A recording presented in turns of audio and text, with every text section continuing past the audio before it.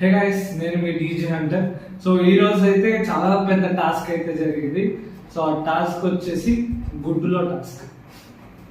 Yeah, so బేసిక్గా ఈరోజు మొత్తం గుడ్డు గురించి టాపిక్ ఉంటుంది. ఆల్రెడీ ఎపిసోడ్ చూసినా, లైవ్ చూసినా మీకైతే తెలుస్తుంది. నేను ఇప్పటి నుంచి మెయిన్ టాపిక్స్ ఏవైతే ఉంటాయో వాటి మీదే వీడియోస్ చూస్తాను, షార్ట్లో అప్డేట్స్ ఇచ్చేస్తూ ఉంటాను. చాలా క్విక్గా ఉంటుంది. సో లేట్ చేయకుండా అయితే మన గుడ్డులో టాస్క్ గురించి అయితే మాట్లాడతాం. ఫస్ట్ వచ్చేసి సంజన గర్లాని గారు ఇంకొక 2 వీక్స్ అయినా బిగ్ బాస్ హౌస్ లో ఉంటారేమో అని అయితే నాకు అనిపిస్తుంది. మీ ఒపీనియన్ అయితే కింద కామెంట్ చేయండి. ఆమె లాంటి పర్సన్ బిగ్ బాస్ హౌస్ లో ఉండడం కూడా ఇంపార్టెంటే. బికాజ్ ఆమె ఈ 3 days ఏవైతే ఇష్యూస్ అయినాయో అన్ని మెయిన్ ఎవరి చుట్టూ తిరుగుతున్నారా అంటే సంజన గర్లాని గారు ఆమె చుట్టే తిరుగుతుంది.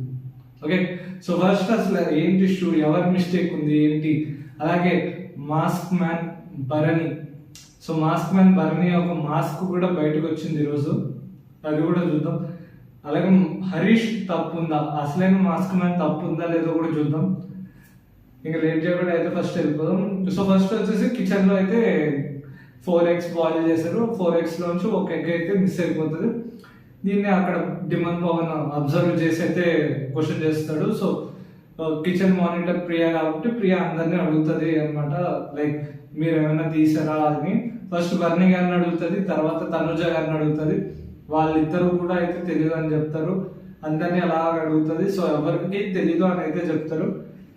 రిపీటెడ్ గా అడిగిన తర్వాత కూడా ఎవరు ఆన్సర్ చేయకపోయేసరికి ఇంకా హౌస్ మేట్స్ ఏం డెసిషన్కి వస్తారు అంటే ఓనర్స్, టెనెంట్స్ ఎవరికి కూడా మెయిన్ హౌస్ లోకి ఎంట్రీ లేదు అన్న పాయింట్ అయితే చెప్తారు. అది చెప్పిన తర్వాత మన ఎవరైతే రాము రాథోడ్ ఉన్నాడో, సో రాము రాథోడ్ ఇష్యూ ఇంకా పెద్దదవుతుందని చెప్పి సంజన అయితే చెప్తుంది. ప్రియా అడుగుతుంది, నువ్వైతే ఏం చెప్పకు, నాకు లాయల్గా ఉండని.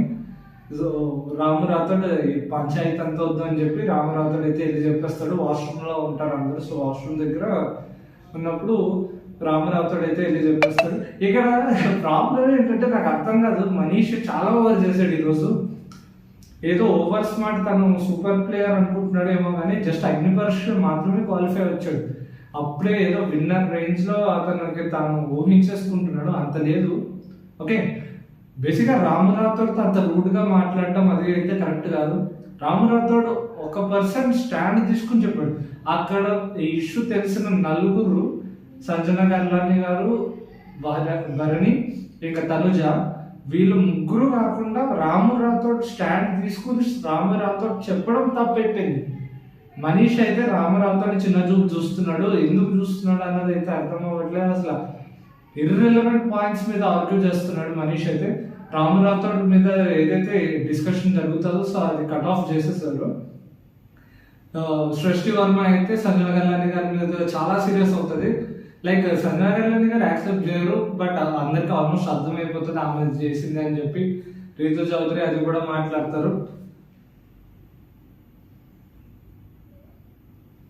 రితు చౌదరి గారు కూడా మాట్లాడడం జరుగుతుంది. అయితే ఇక్కడ మెయిన్ పాయింట్ వచ్చేసి ఎప్పుడైతే ఎగ్ గురించి డిస్కషన్ వస్తుందో బర్నీ గారి దగ్గరికి ఏడ్చుకుంటూ వెళ్తుంది సృష్టి వర్మ. సో సృష్టి వర్మ చూసి బర్నీ గారు బయటకు వచ్చి ఇష్యూ రిజాల్వ్ చేస్తారు. రాము రాథోడ్ మీద సీరియస్ అవుతుంటే ఫస్ట్ రాము రాథోడ్ దగ్గర సీరియస్ అవుతుంది, కట్ ఆఫ్ చేసేస్తాడు.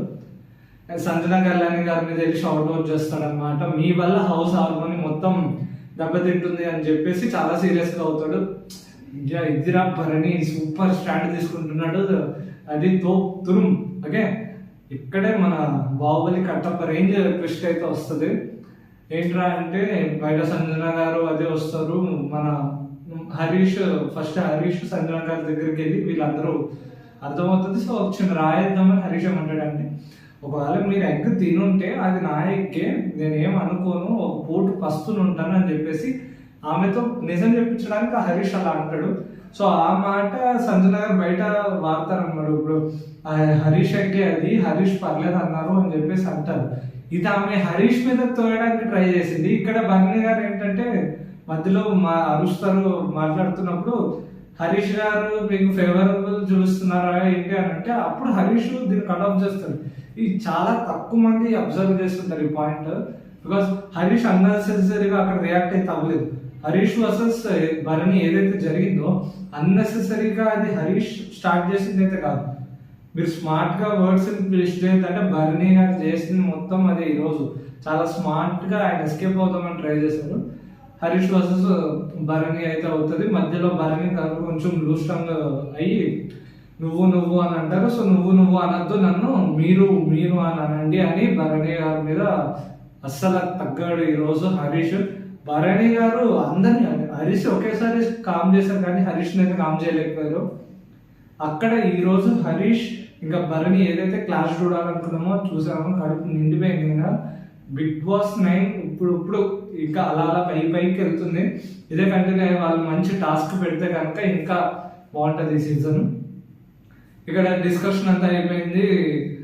సో ఎవరికి వాళ్ళు స్ప్లిట్ అయిపోతారు. ఇక్కడ ఏదైతే మీకు చూపించలేదో లైవ్ లో చాలా సేపు జరిగింది. ఇక్కడ అందరు లోపలికి వెళ్ళిన తర్వాత మనీష్ని అయితే సేమ్ రిక్వెస్ట్ చేస్తారు సంజన గారు లోపలికి రావడం కోసం సారీ చెప్తా అని చెప్పేసి.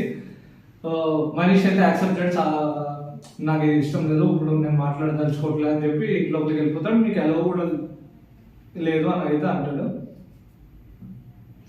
Sorry okay. ఇప్పుడు మన ఎవరైతే ప్రియా గారు ఉన్నారో కుకింగ్ మానిటర్, ఒకసారి ఆమెతో మాట్లాడతానని చెప్పి ప్రియా గారితో మాట్లాడతాను. ప్రియా గారు లోపలికి తీసుకొస్తారు, సారీ చెప్తాను. మనీష్ ఏమో ఇక్కడ ప్రియా మీద చాలా ఓవర్ గా రియాక్ట్ అవుతాడు. అంత ఓవర్ గా రియాక్ట్ అవ్వాల్సిన అవసరం లేదు. ఈ రోజు మనీష్కి ఏం లేచిందో కానీ తిక్క మరి అంత ఓవర్ గా రియాక్ట్ అవ్వాల్సిన అవసరం అయితే లేదు.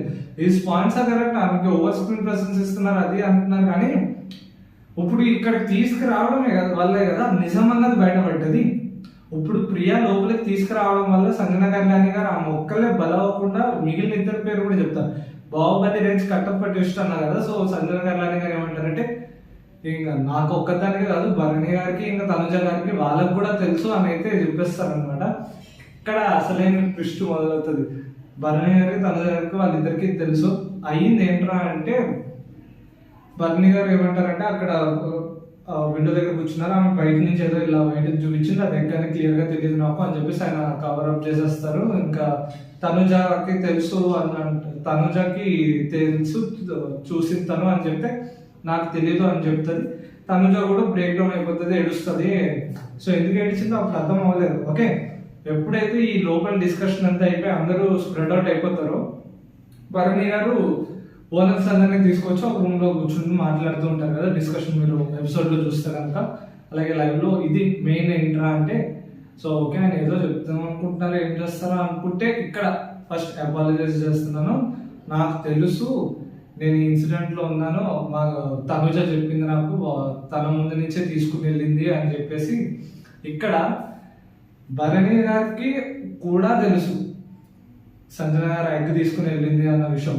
ఓకే, తనుజ గారు చెప్పేసింది. తనుజ గారు చెప్పడం వల్ల ఆమెకి రీసెంట్ గా 5 months బేబీ పుట్టింది కాబట్టి ఆ కన్సర్న్స్ మీద కొంచెం హెల్త్ గురించి ప్రోటీన్ గురించి ఇచ్చాను అని చెప్పి తనుజ గారు చెప్పారు కాబట్టి, తనుజ చెప్పింది కాబట్టి నా నోరు లాక్ అయిపోయింది. నేను తన గురించి రెస్పెక్ట్ అయ్యి నేనేమీ లేదు, ఆ గొడవ అవుతున్నప్పుడు కూడా నేను తనుజ వైపు చూస్తున్నా, తన ఆన్సర్ చేస్తుందేమో కానీ నేను ఆన్సర్ చేయలేదు అని చెప్పేసి అంటే మనీష్ వెళ్ళిపోతాడు, లేచి సర్వ్ చేస్తారు అని చెప్పేసి మనీష్ వెళ్ళిపోతాడు. ఇక్కడ తనుజ గారు వస్తారు, తనుజ గారు ఎంట్రీ ఇస్తారు. మీ ముందే కదండి భరణి గారు తను తీసుకున్నది, మీకు తెలుసు కదా ఎగ్, ఏదో నేను మీకు చెప్పాను అన్నట్టు చెప్తున్నారు ఏంటి, మీరు కూడా ఉన్నారు కదా, మీరు చూసారు కదా అని అంటది. సో ఇక్కడ ఇద్దరు ఒకరి మీద పాయింట్స్ వేసేసుకోవడం, ఒకళ్ళు తప్పించుకోవాలి ఇంకొకరిని ఇరికించాలి అన్నట్టుగా ఫస్ట్ భరణి గారు అయితే ట్రై చేశారు. తనుజ గారిని అయితే బలి పశువులాగా వాడుకుందాం అని డిసైడ్ అయిపోయారు. మొత్తం అన్ని ఆయన మిస్టేక్స్ పెట్టుకుని తనుజాని అయితే బలి చేస్తున్నాను అని అయితే అర్థమైంది. ఈ విషయం తనుజాని కూడా అర్థమైంది. మిగిలిన టెనెంట్స్ అందరూ చాలా ఫెయిర్ అయ్యారు, ఎందుకంటే ఒకరు చేసిన మిస్టేక్ మొత్తం అందరూ బలవుతున్నారు కదా.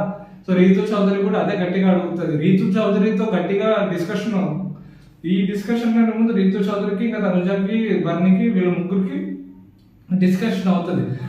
ఎప్పుడైతే సంజన గారు కిచెన్ లో వచ్చి మీకు తెలుసు అని చెప్తారో అప్పుడు సో రీతు చౌదరి అది గొడవ అవుతుంది, అక్కడ కూడా భరణి గారు వస్తారు. సో ఇక్కడ పాయింట్ ఏంటంటే ఆయనకు తెలిసినప్పుడు బయట అంత సీన్ చేయాల్సిన అవసరం లేదు. ఓకే, రామరాథర్ మీద అరుస్తున్నప్పుడు ఆయన అది ఆపేసి కట్ ఆఫ్ చేసి తర్వాత ఇటు వచ్చి ఇది ఇక్కడ ఎక్సలెంట్ పాయింట్ మాట్లాడారు ఏంటి అంటే డిమాండ్ పవన్ కూడా చాలా ఎక్సలెంట్ పాయింట్ ఏంటంటే, మీరు ఇది రికార్డెడ్ అయి ఉంటుంది కాబట్టి ఇప్పుడు ఓపెన్ అప్ అవుతున్నారు. ఎలాగో నాగార్జున సార్ ముందు ఈ ఎపిసోడ్లో వేస్తారు కాబట్టి మీరు ఇప్పుడు ఓపెన్ అవుతున్నారు స్మార్ట్గా అని చెప్పేసి అంటారు. అందరూ స్ట్రైట్ ఫార్వర్డ్గా స్మార్ట్ గేమ్ ఇది, మీరు కావాలని ఎస్కేప్ అవడం కోసం ట్రై చేస్తున్నారు అని అయితే అందరూ స్ప్రెడ్ అవుట్ అయిపోతారు. సో ఇక్కడ మెయిన్ దొంగ ఎవరు అంటే భరణి గారు. భరణి గారు వచ్చేసి ఫస్ట్ ఆయనకు తెలుసు ఈ విషయం. ఓకే, ఆయనకు తెలిసిన తర్వాత మళ్ళీ తనుజ గారి మీద తోయడానికి ట్రై చేశారు. తనుజ గారు ఏంట్రా అంటే ఆమెకి ప్రాపర్ ఆ కమ్యూనికేషన్ ల్యాబ్స్ అవ్వడం వల్ల ఆమె నెగిటివ్ అవుతుంది, కానీ ఆమె అసలు జస్ట్ ఓకే తెలుసు, ఆమె చెప్పలేదు, ఓకే ఎందుకు వచ్చిన గొడవ అని చెప్పేసి అయిపోయింది. సంజన గారు ఒకళ్ళే బలవకుండా వీళ్ళని కూడా లాగుతారని వాళ్ళు ఎక్స్పెక్ట్ చేయలేదు.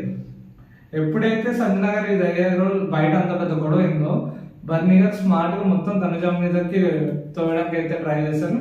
బట్ ఈసారి ఆయన మాస్క్ అయితే బయటకు వచ్చేసింది.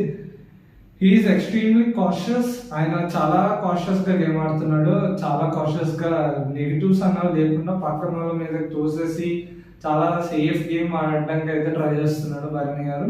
సో అనుకున్నంత పెద్ద మనిషి అయితే కాదు. He is also playing his game.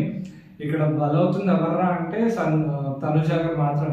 Sanjana గారు అయితే ఇలా అగ్గిపెట్టి ఇలా పెట్టి అలా వేసి మీరు కొట్టుకుంటారా స్వామి అని చెప్పి అయితే గొడవని ఎంజాయ్ చేస్తున్నారు.